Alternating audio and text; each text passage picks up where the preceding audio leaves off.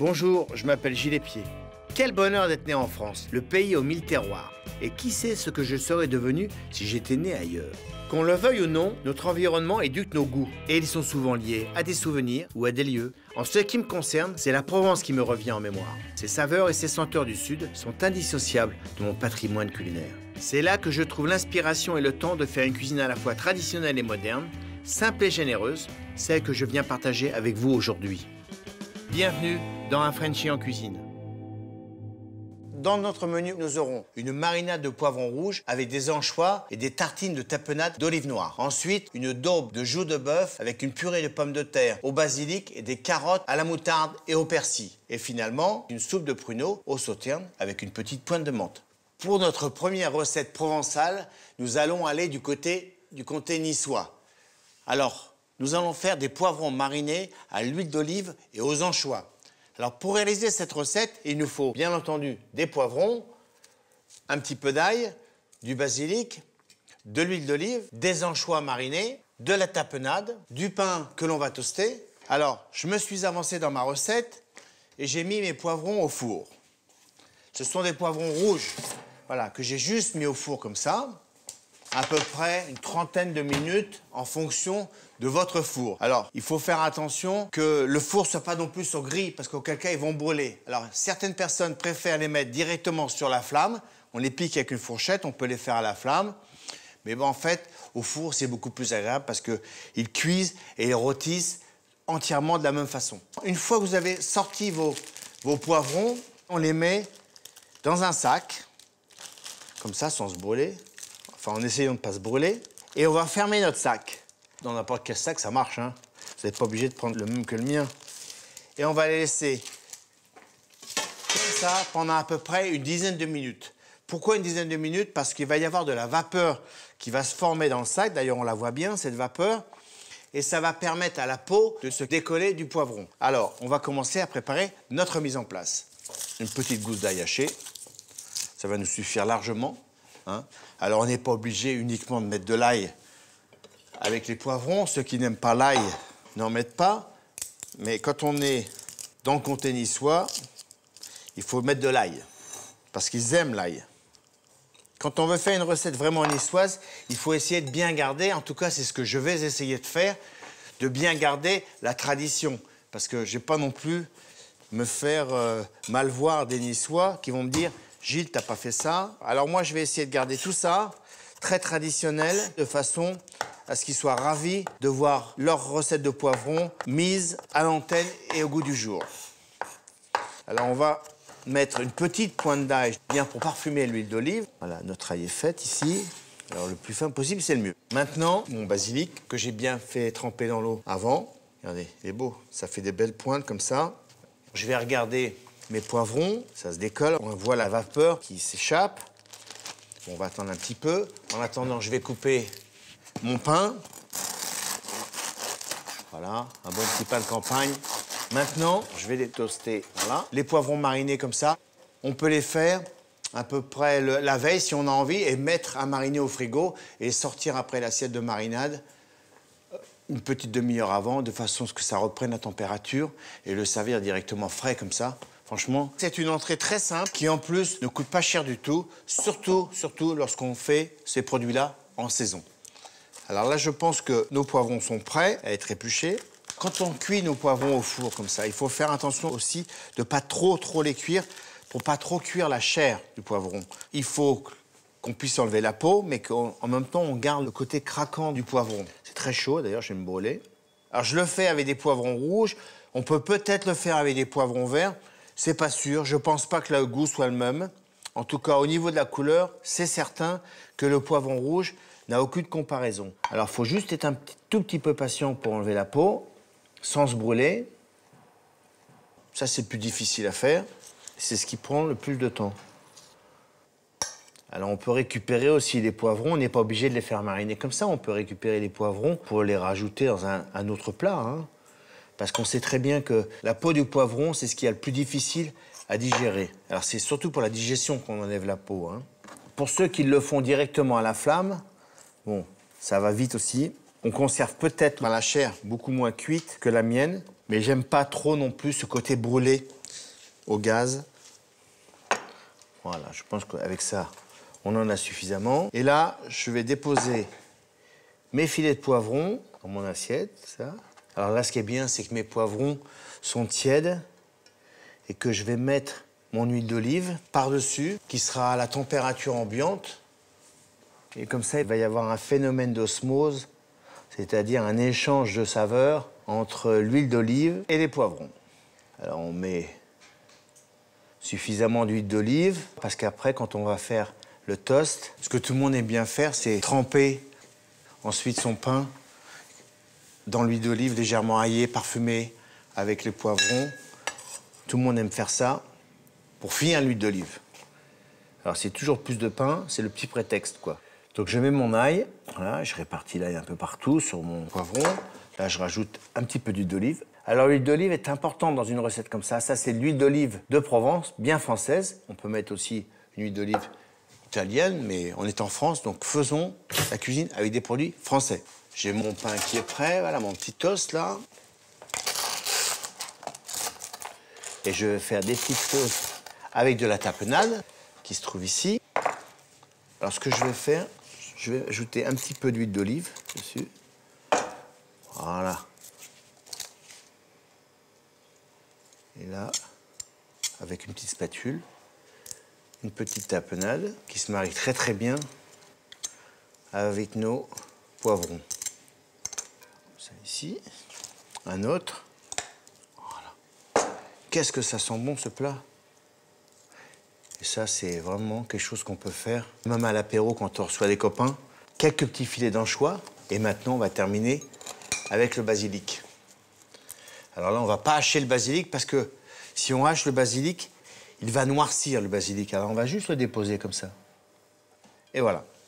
Mon entrée est prête. Je vais laisser mariner mes poivrons pendant à peu près 1 heure.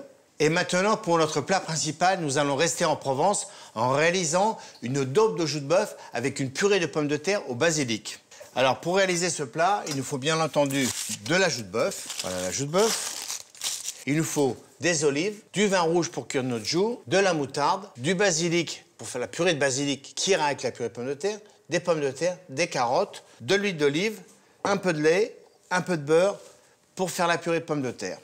Alors, la première chose par laquelle nous allons commencer, c'est la joue de bœuf. Alors la joue de bœuf, je pense que vous en avez peut-être tous vu chez votre boucher. C'est un morceau assez ferme que l'on n'utilise pas suffisamment souvent. Dans une recette comme ça, une pièce comme ça, c'est à peu près pour 2 personnes, ici, je vais la cuire en gros morceaux et pas la couper en petits morceaux. Pourquoi? Parce que l'intérêt de cette recette, c'est de servir une grosse pièce. Alors il faut avoir un bon couteau pour couper la joue. Voilà, parce que c'est, comme ici, on peut le voir, très nerveux. C'est d'ailleurs la raison principale pour laquelle c'est un morceau de viande qui ne coûte pas très cher. Alors, pas très cher, ça ne veut pas dire pas bon. Ça veut dire plus long à cuisiner. Comme à chaque fois, nous, on va travailler sur le pas cher qui va être extraordinairement bon parce qu'on va le travailler. Première chose à faire, on va l'assaisonner, salé, poivré, bien sûr. De chaque côté. Donc on va démarrer la viande dans l'huile très chaude, de façon à ce qu'elle soit caramélisée de chaque côté avant de la mouiller avec le vin rouge. Alors je pense que ma casserole est suffisamment chaude maintenant. Alors l'huile fume, c'est parfait. Sans se brûler, bien entendu, je dépose mes morceaux dessus. Alors si l'huile est très chaude, la viande va pas coller dans la casserole. Vous n'aurez pas besoin de gratter, etc. Si elle n'est pas suffisamment chaude, on est obligé de bricoler. Et c'est comme ça qu'on risque de se brûler. Là, c'est pas le cas. On a fait les choses comme il fallait. Maintenant, on va laisser caraméliser la viande. Voilà, je retourne ma viande. Alors le fait de caraméliser les viandes à l'huile bouillante comme ça, c'est que ça fait raidir les chairs et ça va donner une jolie coloration à notre sauce. Alors je vais mettre ma petite gousse d'ail que je vais juste écraser comme ça. Belle gousse d'ail, voilà. Allez, on va en mettre 2 puisqu'elle est petite. Que je jette dedans directement. Et là, je vais mouiller Voilà, avec le vin rouge. Je vais rajouter un petit peu d'eau. Un petit peu d'eau. Un petit peu de jus de veau qui me restait d'un petit rôti que je ne vais pas jeter. Ça va me permettre de donner du liant à tout ça. Là, du sel dans mon bouillon, pas trop. Et donc là, maintenant, je vais cuire à couvert pendant à peu près 3 heures. Nous allons passer maintenant à nos légumes, nos carottes et nos pommes de terre. Alors, on va faire une purée de pommes de terre. Et pour ça, il faut éplucher les pommes de terre. C'est pas toujours le plus drôle, mais il faut le faire quand même. Alors, c'est moi qui vais le faire. La purée de pommes de terre qu'on va faire aujourd'hui, c'est une purée basilic qu'on va essayer de rendre le plus verte possible et surtout la plus parfumée possible. Il y aura une petite technique qu'on va faire ensemble tout à l'heure, vous allez voir. Alors, rien de sorcier dans la purée de pommes de terre. Hein. Je lave mes pommes de terre à l'eau froide. On démarre jamais une purée de pommes de terre à l'eau chaude, toujours à l'eau froide. La raison pour laquelle on ne met pas d'eau chaude quand on la démarre, c'est parce que sinon elle durcit et elle ne cuit pas la pomme de terre. Là, du sel. Maintenant, nos carottes.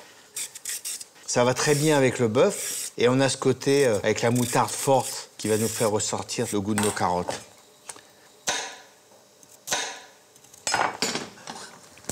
Du gros sel et on cuit en surveillant. Alors, dernier ingrédient, le petit bouillon de cube qu'on va mettre avec nos carottes. Maintenant, nous allons passer au basilic. Alors, le basilic, on va faire bouillir de l'eau. Voilà. Faire bouillir de l'eau au plus vite. Ça a bien marché, ce truc-là. C'est moins sûr. Peut-être changer. Voilà. Ah, il faut jouer avec le feu hein, quand on est cuisinier. La cuisine, c'est aussi l'art de jouer intelligemment avec le feu sans se brûler. Alors, du sel. Évidemment, quand on fait de la purée de basilic, il faut avoir suffisamment de basilic pour le mixeur. Si vous mettez juste 3 feuilles, ça ne marchera pas. Ça ne marchera pas parce qu'il n'y aura pas de quantité suffisante pour que ça mixe. Donc nous, on a à peu près ici 3 bons bouquets de basilic. Mais alors, si vous faites 3 bons bouquets de basilic de purée comme ça, vous pouvez la mettre soit dans les petits bocaux fermés hermétiquement, ou soit les mettre au congélateur et les ressortir au fur et à mesure. Vous enleverez la petite couche un peu noire dessus et en dessous, ce sera vert. Donc c'est pour ça, je recommande toujours d'avoir suffisamment de basilic. Une trop petite quantité, ça ne fera pas la bonne recette. Donc égouttons notre basilic. Alors bien le laver, bien sûr, parce qu'il y a toujours du sable dans le basilic, puisque ça pousse sur un terrain sableux. Là, il est beau en plus. Beau, bien vert. Voilà, ça y est, l'eau bout pour notre basilic. Là, j'ai un petit bac, un petit bol avec des glaçons. Et là, on y va. Alors, pourquoi je fais ça? Pourquoi je les blanchis comme ça très rapidement? Bah, c'est pour fixer la chlorophylle qu'il y a dans le basilic. C'est la même chose pour toutes les herbes vertes. Hein. Parce qu'en fait, si jamais je le fais sans les blanchir, alors j'aurai un basilic parfumé qui sera bien vert dans le bocal ou dans le mixeur. Mais ça ne va pas durer longtemps parce qu'il va tout de suite noircir à l'air libre. Hein. C'est une réaction normale. Parce que là, je fixe la chlorophylle sur mes herbes. Alors, je vais les refroidir rapidement. Voilà. On voit bien que c'est bien vert tout ça.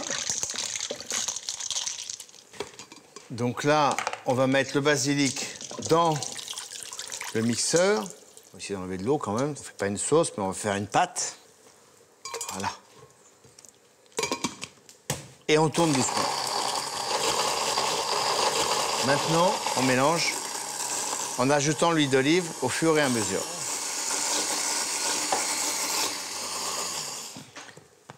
Alors, vous voyez, on commence à avoir une pâte.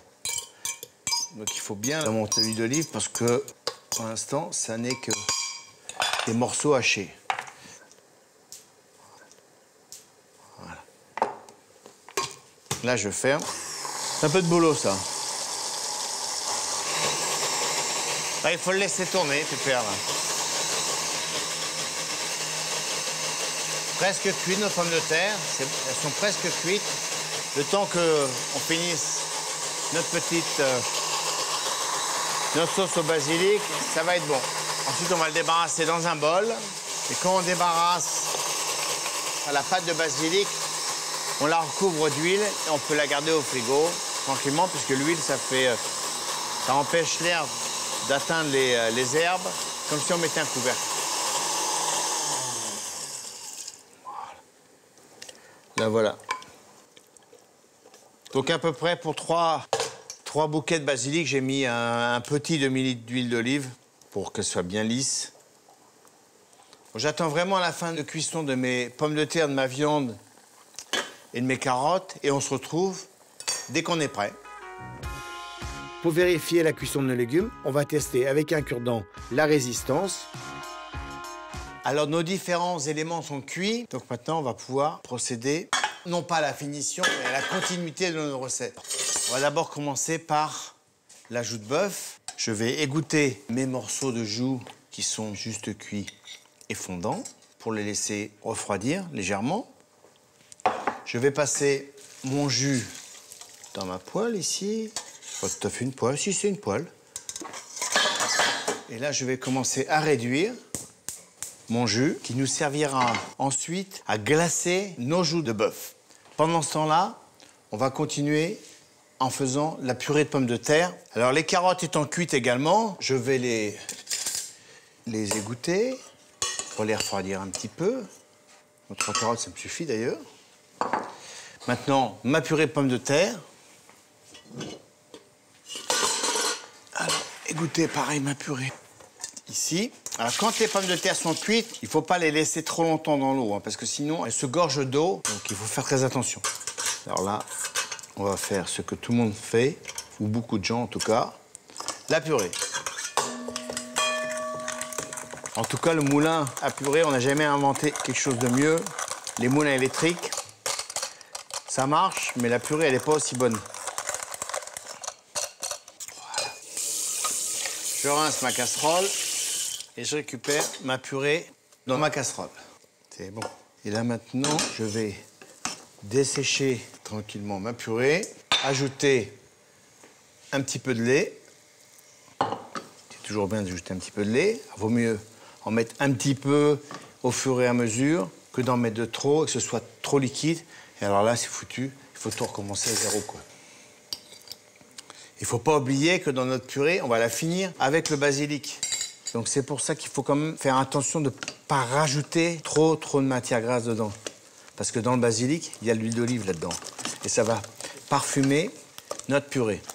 Voilà, alors ma purée est presque prête. Voilà, je vais pouvoir rallumer mon feu. Il ne faut pas trop chauffer non plus, mais suffisamment pour que la purée de pommes de terre se déshydrate. Et là, je vais pouvoir ajouter voilà, le basilic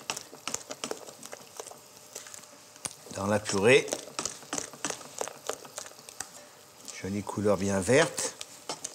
Alors là, je ne sais pas si vous voyez en même temps mon jus qui commence à prendre du corps, là. Donc en fait, il faut que tout soit fait en même temps pour que justement tout se coordonne ensemble au moment du dressage. Alors pas trop de lait, surtout parce qu'autrement on aura une purée qui aura quand même du mal à se tenir lorsqu'on voudra la mouler. On a de la moutarde ici que je vais mettre dans une assiette.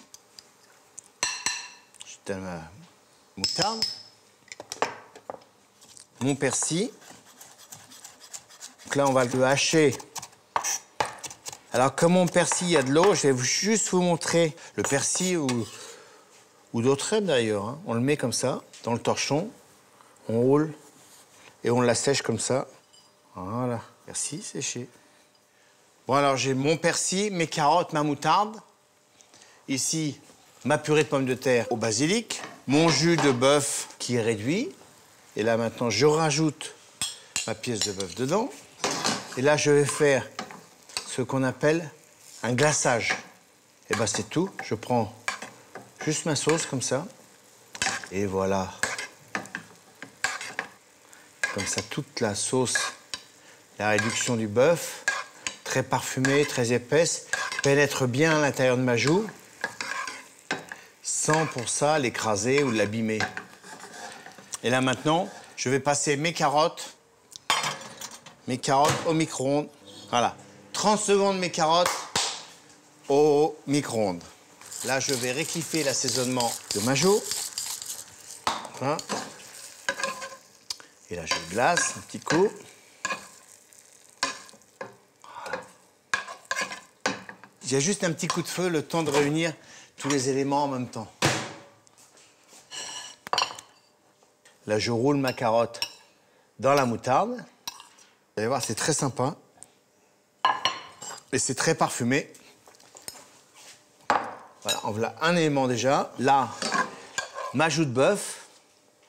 Ça, c'est un beau bébé, hein. Ici, j'ajoute mes petites olives dans mon jus. Au dernier moment, il ne faut surtout pas faire trop cuire les olives avec, parce qu'on risque de perdre le goût de nos olives. Donc l'intérêt d'une recette comme ça, c'est quand même de garder toutes les saveurs du produit. Là, j'ajoute mes olives avec un peu d'huile de la marinade, très parfumée. Si. Alors très peu de sauce. Pourquoi très peu de sauce? Parce qu'elles sont déjà glacées, donc la sauce est déjà sur la viande. Ok? Là, un bon coup de moulin. Alors c'est une question de goût, après chacun fait un peu ce qu'il veut, mais c'est une question de goût. Petite carotte ici. Carotte là, par exemple. Et là, je moule.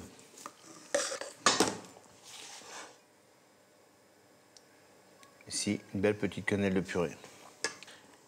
Et voilà notre plat principal. La daube de choux de bœuf aux olives avec les carottes moutardées au persil et la purée de pommes de terre au basilic. Je vais donc passer maintenant à notre dessert, la soupe de pruneaux au sauterne. Alors, pour faire notre recette, il nous faut des pruneaux, du vin, de la menthe, du lait, des œufs, un bâton de gousse de vanille et du sucre. Alors, la première chose par laquelle nous allons commencer, c'est chauffer le vin moelleux. Donc, on va le chauffer sans le bouillir. Donc, moi, j'ai pris un vin moelleux de la région de Bordeaux, mais chaque région a son vin moelleux, ou pour ceux qui ne boivent pas d'alcool, on peut très bien faire un très bon thé pour les enfants en particulier. Donc, ce que je vais faire en attendant qu'on chauffe le vin, c'est je vais faire bouillir mon lait. Alors, je fais bouillir mon lait pour faire ma crème anglaise. J'ajoute une gousse de vanille que j'ai coupée en deux. Ça va nous servir à faire la crème anglaise. Là, mon vin est déjà chaud. Donc, je vais ajouter mes pruneaux.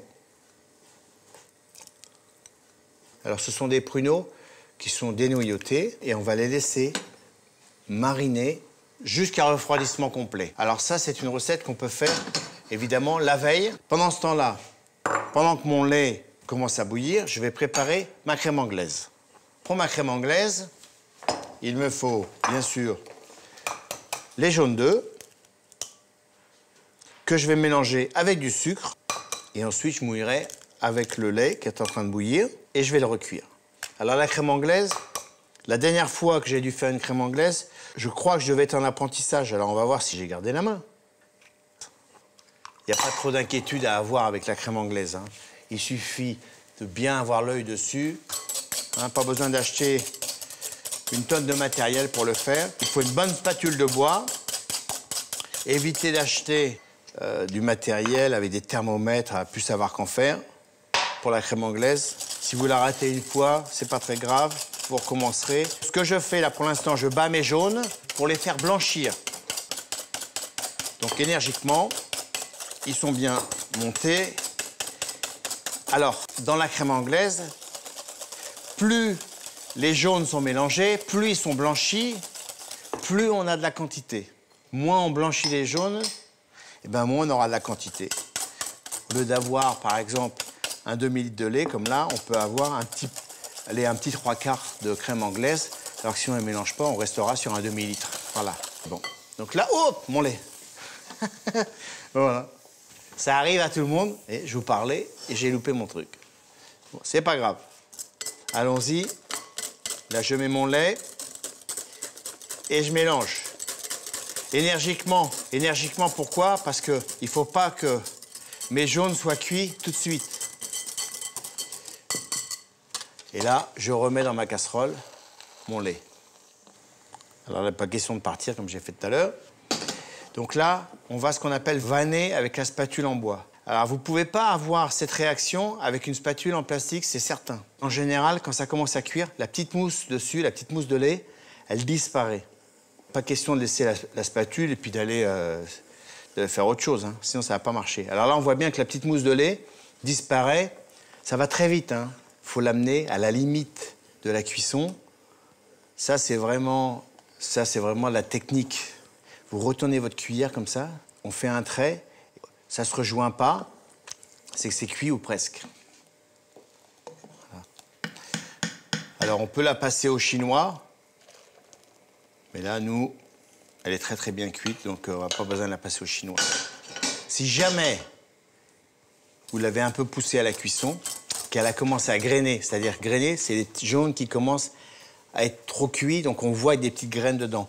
Vous la mettez dedans, dans un bol comme ça, vous fouettez très rapidement avec un glaçon et elle revient immédiatement.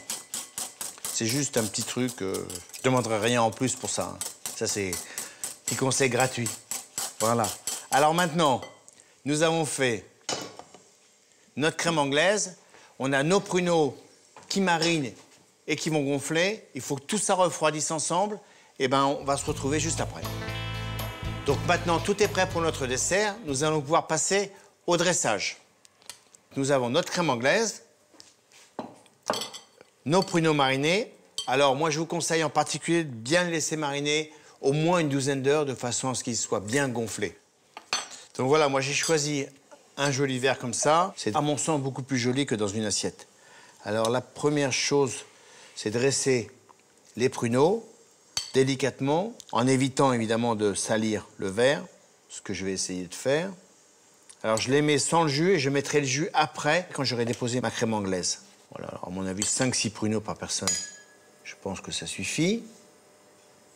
Allez, on va mettre un autre. On recule devant.